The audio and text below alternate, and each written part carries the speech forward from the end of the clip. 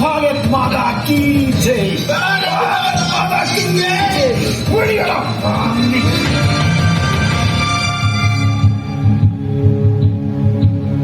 ഇത് കണ്ടോ? നൂറ്റാണ്ടുകളായി ഒരുപാട് പേരുടെ രക്തത്തിലും വിയർപ്പിലും കുതിർന്ന് തിടം വെച്ച കയറാണിത്. ഞങ്ങളുടെ പാരമ്പര്യത്തിന്റെ അടയാളം. ഇത് ഇനിയും കുതിരണം.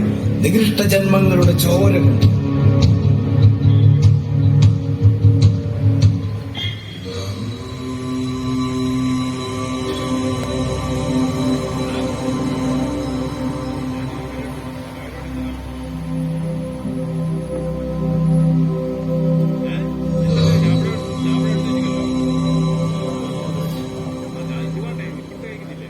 ദാമോദർജി, ഒരു ചായ. നമ്മുടെ സൈനുദ്ദീപായുടെയും ബിച്ചുവിന്റെ ഒക്കെ ചായക്കട പൂട്ടിയിലോ? ജീക്കിപ്പോ മള്ള കച്ചവടല്ലേ? ഇവിടെ ഞങ്ങളുടെ ദാമോദർജിയുടെ കട മാത്രം മതി. ബാക്കി മുഴുവൻ കടയിൽ ഞങ്ങൾ പൂട്ടിക്കും. ജി, ഒരു കാപ്പി. എനിക്കൊരു ചായ.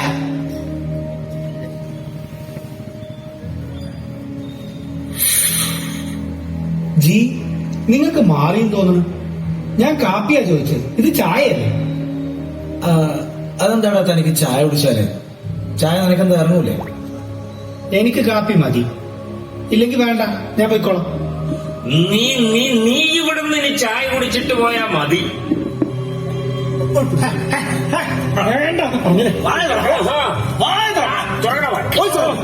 നീ ദാമോദർജിയെ പഠിപ്പിക്കാൻ മാത്രം വളർന്നോടാ നീ.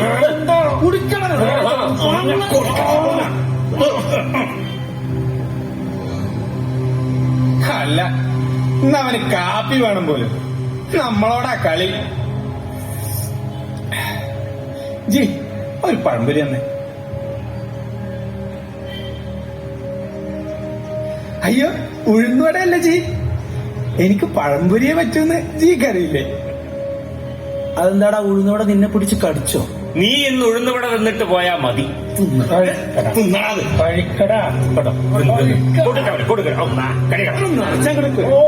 ഇവിടെ ജീ തരുന്നത് കഴിക്കുക, വേറെ സംസാരമില്ല. ഓക്കെ, മനസ്സിലായ?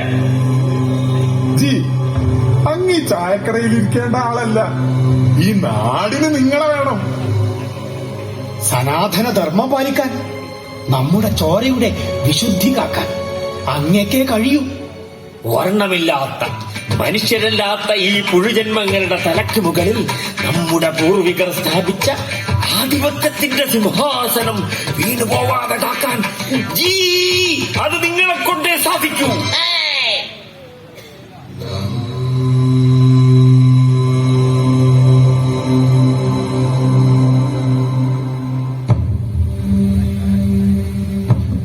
ദാമോദർജി, സാധനങ്ങൾക്കൊക്കെ തീ പിടിച്ച വിലയാ. ജോലിയാണെങ്കിൽ കിട്ടാനുമില്ല. ജീവിതം വഴിമുട്ടിയിട്ടുണ്ട്. എന്തെങ്കിലും ഒന്ന് ചെയ്യണം. കർഷകനാണ് ജി. ഇരിക്കക്കൂര പണയം വെച്ചാ ബാങ്കിൽ നിന്ന് ലോൺ എടുത്ത് കൃഷി ചെയ്യണേ. വിളവിന് വില കിട്ടണില്ല. എന്റെ പുരയിടവും കൃഷിഭൂമിയും ബാങ്കാര് കൊണ്ടുപോയി. ആത്മഹത്യയല്ലാതെ എന്റെ ഈ കുടുംബത്തിന്റെ മുമ്പിൽ വേറൊരു വഴിയില്ല.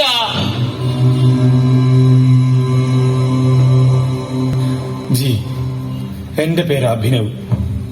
കടം വാങ്ങിയും ലോൺ എടുത്തും കുറെ പഠിച്ചു ജോലി വാങ്ങി കുടുംബത്തെ നോക്കണമെന്ന സ്വപ്നമൊക്കെ ഉണ്ടായിരുന്നു. ഇപ്പോഴിങ്ങനെ ജോലി തണ്ടി ജീവിതം തീരാറായി. കുടുംബത്തിനും നാടിനും ഭാരമായി ഇങ്ങനെ ചത്ത് ജീവിക്കുന്നു. എന്തെങ്കിലും ഒരു പരിഹാരം.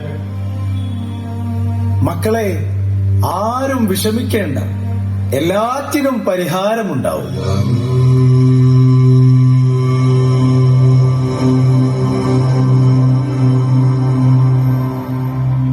അങ്ങ് ദൂരെ സ്വിസ് ബാങ്കിൽ നമ്മുടെ നാട്ടിലെ കള്ളപ്പണക്കാരുടെ കോടാനുകോടി രൂപ കിടക്കുന്നുണ്ട്.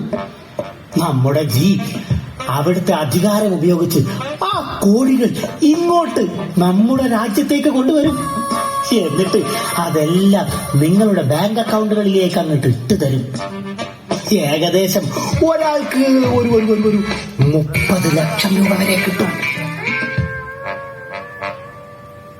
നിനക്ക് 30 ലക്ഷം, നിനക്കും ശ്രദ്ധിക്കണ്ടേ, നിനക്കും 30 ലക്ഷം. അവനവൻ കുരുക്കുന്ന കുരുക്കഴിച്ചെടുക്കുമ്പം കുലുമാൽ, പരസ്പരം കുഴിക്കുന്ന കുഴികളിൽ പതിക്കുമ്പം കുലുമാൽ. പിന്നെ കാശ് കിട്ടുമ്പോ നിങ്ങളാരും വേണ്ടാതെ പറയരുത് പ്ലീസ്, അത് ജീക്ക് വിഷമാവും. ഇതന്നെയല്ലേ അങ്ങ് നേരത്തെ ഞാൻ പറഞ്ഞിരുന്നത്. ഇതേ നിങ്ങൾ കരുതുന്ന പോലെ ചെറിയ പണിയൊന്നുമല്ല. ഇത് കൊണ്ടുവരുന്ന വഴിയിൽ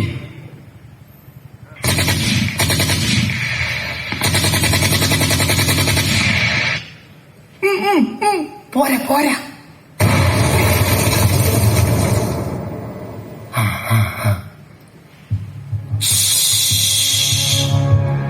മുസ്ലിം തീവ്രവാദികളുടെ ആക്രമണം ഉണ്ടാവാം.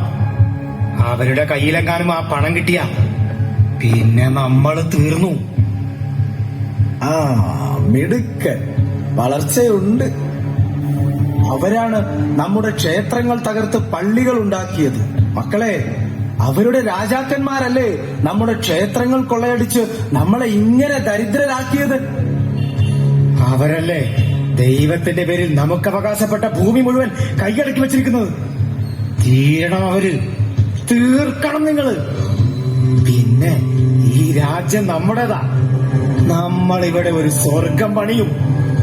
ആർഷ ഭാരത സംസ്കൃതി പൂത്തുലഞ്ഞു നിൽക്കുന്ന സ്വർഗം. പോ, എല്ലാം തീർത്തിട്ട് വാ.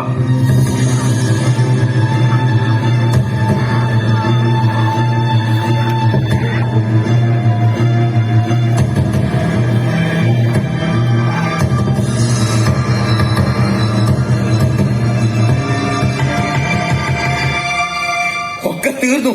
ഇനി ഇവനെന്തിന് നമ്മളോടൊപ്പം? അതെ, അല്ലെങ്കിലും ഇവനെന്തിന് നമ്മളോടൊപ്പം? ഇനി നീ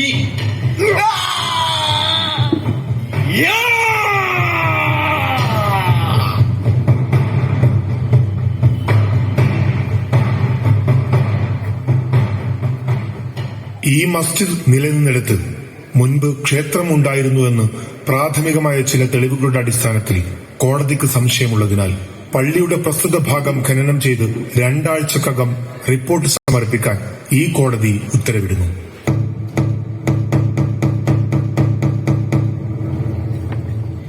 ശരിക്കും നോക്കണം, അരിച്ചു പെറുക്കണം, ഒന്നും വിട്ടുപോകരുത്. ഒരു മണൽത്തരി പോലും. ക്ഷേത്രാവശിഷ്ടങ്ങൾ കണ്ടെത്താതെ നമ്മൾ ഇവിടുന്ന് മടങ്ങില്ല.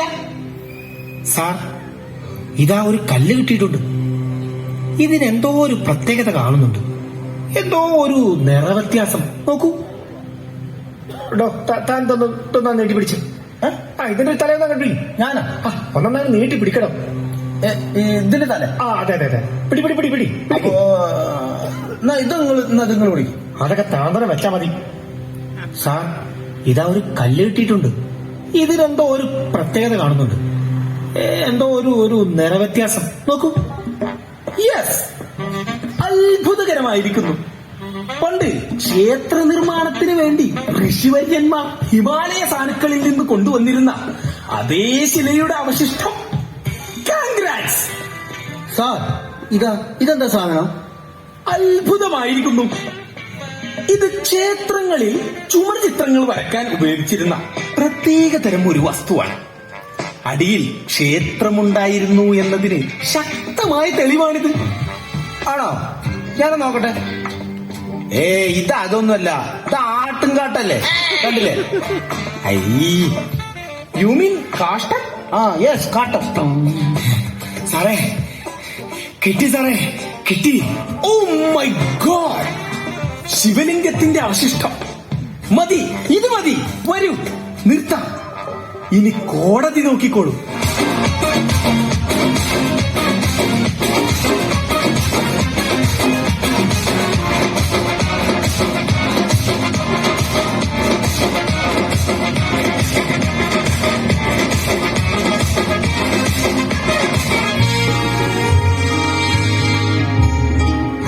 ഉലകിതിലോരോന്നും വിൽക്കും ധീരൻ, ഉടലുകൾ പോലും വിലപേശും സൂരൻ, ചിരിയിൽ പോലിറ്റും സ്നേഹം തീണ്ട, കരയിൽ തീമൂട്ടുന്നോരേ വിൽക്കാൻ രചിച്ചില്ലെന്നാലും വന്നീ നാടിൽ കാണണ്ട, ഊട്ടി വിൽക്കത്തും കയറുമ്പത്തി നാട്ടിൽ തങ്ങണ്ട, ഭരണം നിറയേനിൻ പടിവാതിൽ കടക്കും, നാടിൻ മുതല് മൊത്തം പൊതഞ്ഞ ദിനം സ്വപ്നം കാണും. താനനനന താനനനന താനനന താനനന താനനന താനനന താനനന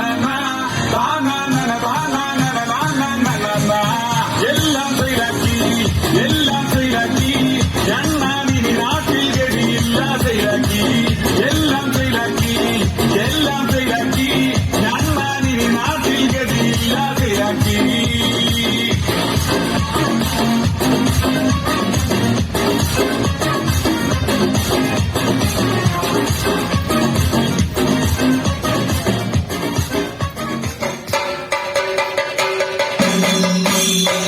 മാന്യ മഹാജനങ്ങളെ, രാജാധിരാജൻ, വീരാധിവീരൻ, വിജയേതിഹാസൻ, സഖാവ് സുഗതൻ ഇതാ ഈ വഴിക്കാരയിലൂടെ കടന്നു വരികയാണ്.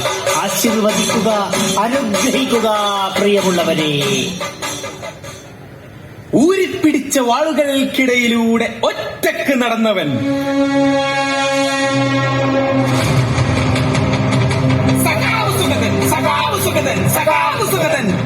ശത്രുക്കൾ ആക്രമിക്കാൻ വന്നപ്പോൾ ഒരു പ്രത്യേക ആക്ഷനിലൂടെ അവരെയൊക്കെ നിലംപരിശാക്കിയവൻ, സഖാവ് സുഗതൻ, സഖാവ് സുഗതൻ, സഖാവ് സുഗതൻ.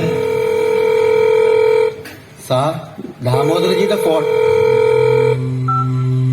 എടോ എടോ താനവിടെ എനിക്കിട്ട് ഉണ്ടാക്കാൻ നിൽക്കണം. ഏയ് അത് ഇല്ല സാറേ. എടോ പിന്നെ ഞാൻ നിയോഗിച്ച പോലീസുകാരൊക്കെ തനിക്ക് വേണ്ടിയാണോ പണിയെടുക്കുക? അവർക്കെതിരെ നടപടിയെടുക്കാൻ താൻ ആരാണോ? അത് കാര്യങ്ങൾ നാട്ടിലാകെ പാട്ടായി.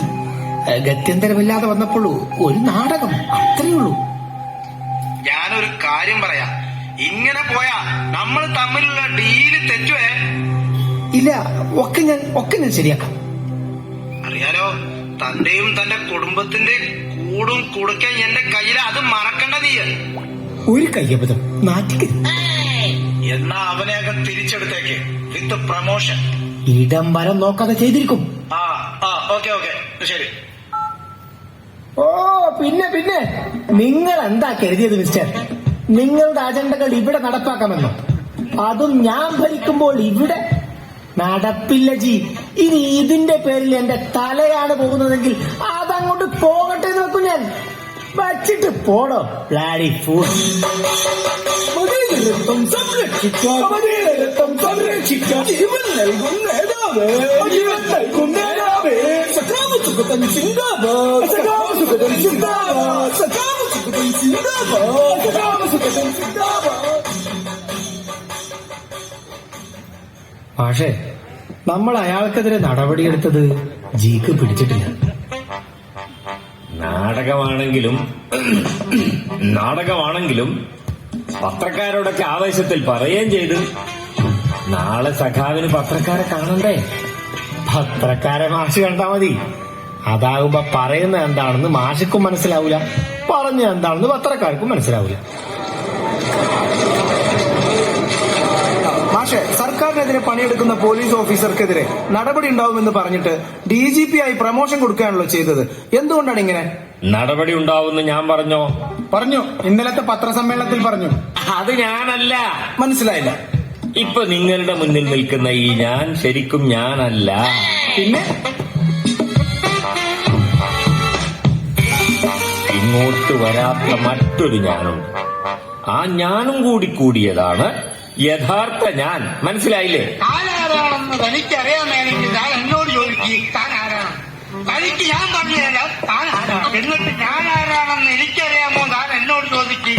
അപ്പൊ തനിക്ക് ഞാൻ പറഞ്ഞു തരാം താൻ ആരാണ്. സാർ, മറ്റൊരു ചോദ്യം ചോദിക്കാനുണ്ട്. മൂർത്തമായ സാഹചര്യത്തിൽ മൂർത്തമായ ചോദ്യങ്ങൾ ചോദിച്ചാൽ മൂർത്തമായി ഉത്തരം പറയുകയും ചെയ്യണം. അമൂർത്തമായ സാഹചര്യത്തിൽ അമൂർത്തമായ ചോദ്യങ്ങൾ ചോദിച്ചാൽ അമൂർത്തമായ ഉത്തരം പറഞ്ഞാൽ അമൂർത്തമായി തെറ്റായി പോകും. അതാണ്.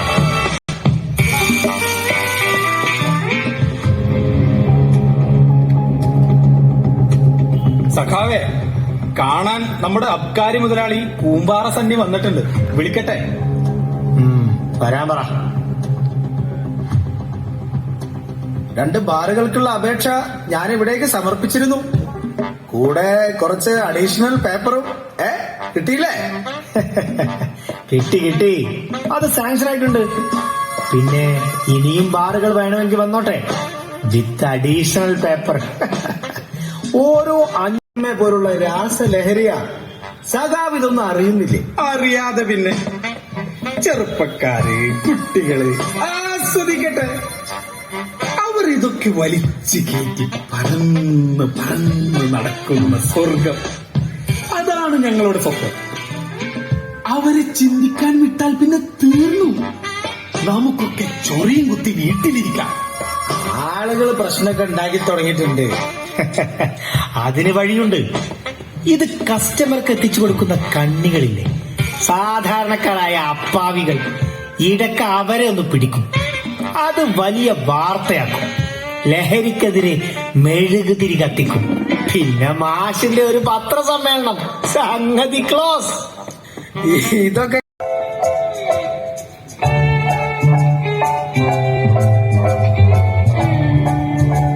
സാർ, ഇവന് ഭ്രാന്താണ്. ഞാനിവന്റെ ചേട്ടനാ, ഇത് അയൽവാസി. സാർ എങ്ങനെയെങ്കിലും ഇവനെ ഒന്ന് ചികിത്സിക്കണം. നോക്കട്ടെ, മോന് വിടിരിക്കുക. വായ ഒന്ന് തുറക്കും.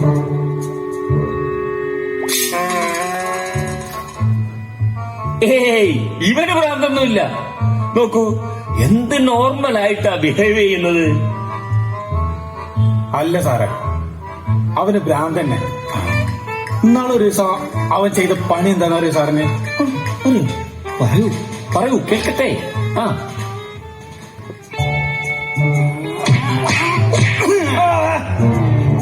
എന്താണ് ഈ ചെയ്യുന്നത്? കൊതുവാണ്. കൊതു അച്ഛന്റെ പുറത്തെ ചക്കക്കുരു പോലെ വലിപ്പമുള്ളൊരു കൊതു ഇന്ന് അങ്ങനെ ചോര കുടിക്കുക. ഒരൊറ്റ ചവിട്ട് കൊതു മാറിപ്പോയി. അച്ഛ അവിടെ നിൽക്കണേ. അച്ഛൻ ചത്തേ. കൊതുക് ചത്തേ. എന്നിട്ട് സത്യത്തിൽ ആ കൊതുക് ചത്തോ? മനോരോഗ ചികിത്സയുമായി ബന്ധപ്പെട്ട് നിരവധി പഠനങ്ങൾ നടത്തിയ ആളാണ് ഞാൻ. ഇതൊന്നും ഭ്രാന്തല്ല. കൊതുകിനെ കൊല്ലാൻ അപ്പോൾ അവന്റെ മുന്നിൽ കിട്ടിയ ടൂൾ ചിരവയായി പോയി. ഇവൻ ഇപ്പൊ ഇവിടെ കൊണ്ടുവരാൻ ഒരു കാരണം ഉണ്ടായി. ഞാൻ അത് പറയാം. പറയൂ. പെട്ടെന്നായിക്കോട്ടെ കേട്ടോ. കേൾക്കട്ടെ. പെട്ടെന്നാവാം.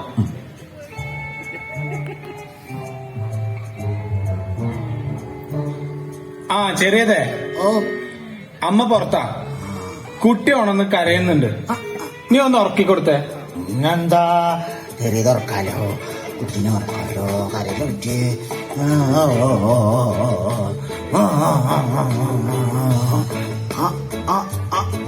എന്നാ പോയി ഇറങ്ങിക്കോ.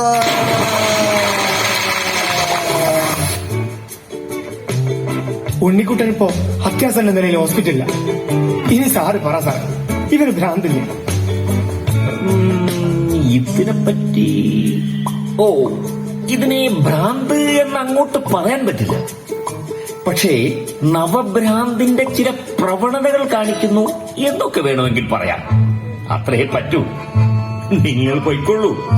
ഇത് പ്രശ്നമൊന്നും അല്ല. എന്നാ പോരെ, ഇനി ഇവിടെ നിന്നിട്ട് കാര്യമില്ല. നീ ഇവിടെ ഇരിക്കാം. നമുക്ക് അച്ഛനെ കടിച്ച അതേ കൊതു. ഡോക്ടറെ കാണാനല്ലോ. ഓടി വരണേ. ആരെങ്കിലും ഭ്രാന്ത് പിടിച്ചു മാറ്റൂ.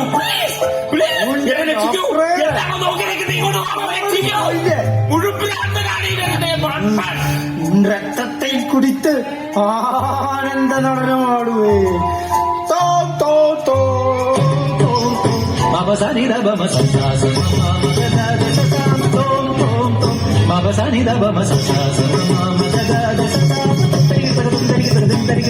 തകച്ചില്ലാന തകതി തരികിടത്തില്ലാന തകതി തരികിട ജീവിത ജന്മ ജീവിത തരികിട തോം തോം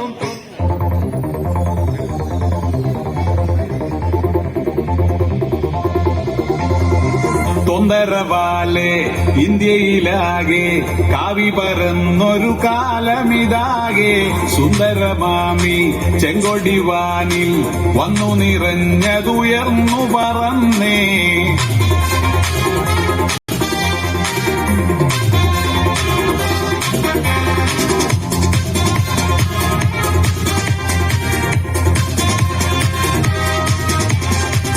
വിണ്ണിലോ പാചകം മണ്ണിലോ പോർമുഖം നെഞ്ചിലോ ചെങ്കൊടിയോ തോരാതെ പെരുമഴയുടെ കടപടകളിൽ ഒരു കൊടി തെളിയണ് താഴാതെ ജനമനസ്സുകൾ ഒരു പെരുകുടയുടെ ചൊടികളിൽ ഉടലുകൾ എഴുതലാകെ ചെറുചിരികളിൽ അതിരുകൾ തെരയണ ചടുലത പറയണ നേരാണേ കാര്യാണേ കുത്തിയപ്പൊന്നൊന്തെങ്കിയാട്ടെ ഇല്ലെങ്കി ഞങ്ങള് പോട്ടെ കുത്തിയപ്പൊന്നൊന്തെങ്കിയാട്ടെ ഇല്ലെങ്കി ഞങ്ങള് പോട്ടെ പൊന്നൊന്തെങ്കിയാട്ടെ ഇല്ലെങ്കി ഞങ്ങള് പോട്ടെ കുത്തിയപ്പൊന്നൊന്തെങ്കിയാട്ടെ ഇല്ലെങ്കി ഞങ്ങള് പോട്ടെ. വംശീയ ഫാഷിസം നിങ്ങൾക്കിടയിൽ പണിതു വച്ചിരിക്കുന്ന മതിലുകൾ നിങ്ങൾ കാണുന്നില്ലേ? നമ്മുടെ പൂർവികരുടെ സ്വപ്നങ്ങളെ മുഴുവൻ കുഴിച്ചുമൂടി അതിന്റെ മുകളിൽ ഫാഷിസം കസേരയിട്ടിരിക്കുന്നു. കാണുന്നില്ലേ നിങ്ങൾ? പ്രതിരോധം തീർക്കേണ്ടവർ, പുറമേക്ക് ഫാഷിസ്റ്റ് വിരുദ്ധ രാഷ്ട്രീയത്തിന്റെ പ്രത്യയശാസ്ത്ര ഭാഷ്യം ചമക്കുന്നവർ, അകത്ത് ഫാഷിസത്തോട് വിധേയത്വം പ്രഖ്യാപിച്ച് കീഴടങ്ങിക്കൊണ്ടിരിക്കുന്നതിന്റെ നേർസാക്ഷ്യങ്ങളല്ലേ നമ്മളിപ്പോഴും കണ്ടുകൊണ്ടിരിക്കുന്നത്. നവോത്ഥാന മൂല്യങ്ങളെ സംരക്ഷിക്കേണ്ടവർ തന്നെ അതിനെ വിറ്റു തിന്നുകൊണ്ടിരിക്കുമ്പോൾ അയ്യങ്കാളിയുടെ, മമ്പുറം തങ്ങളുടെ, ശ്രീനാരായണ ഗുരുവിന്റെ, പൊയ്കയിൽ അപ്പച്ചന്റെ, പണ്ഡിറ്റ് കറുപ്പന്റെ, വക്കം മൗലവിയുടെ, സഹോദരൻ അയ്യപ്പന്റെ നവോത്ഥാന ചരിത്രത്തോട് ഞങ്ങളുടെ രാഷ്ട്രീയത്തെ ചേർത്ത് വെക്കുകയാണ്. ചേർന്ന് നിൽക്കാം, സാഹോദര്യത്തിന്റെ മഴവില്ലാകാശം തീർക്കാം. ഫാഷിസ്റ്റ് മുക്ത ഇന്ത്യക്കാർ.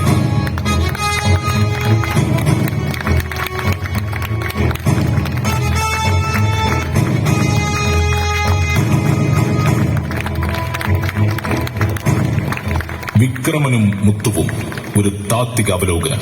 നാടകം പൂർണ്ണമാകുന്നു. രചന മുനീബ് കാരക്കുന്ന്. സംവിധാനം നൂറുദ്ദീൻ അലി അഹമ്മദ്. പാട്ടെഴുത്ത് അമീൻ കാരക്കുന്ന്. പാടിയത് ഷാനവാസ് മലപ്പുറം. എഡിറ്റിംഗ് മുത്തു ഹിമ. അരങ്ങിൽ സദറുദ്ദീൻ വളാൻ.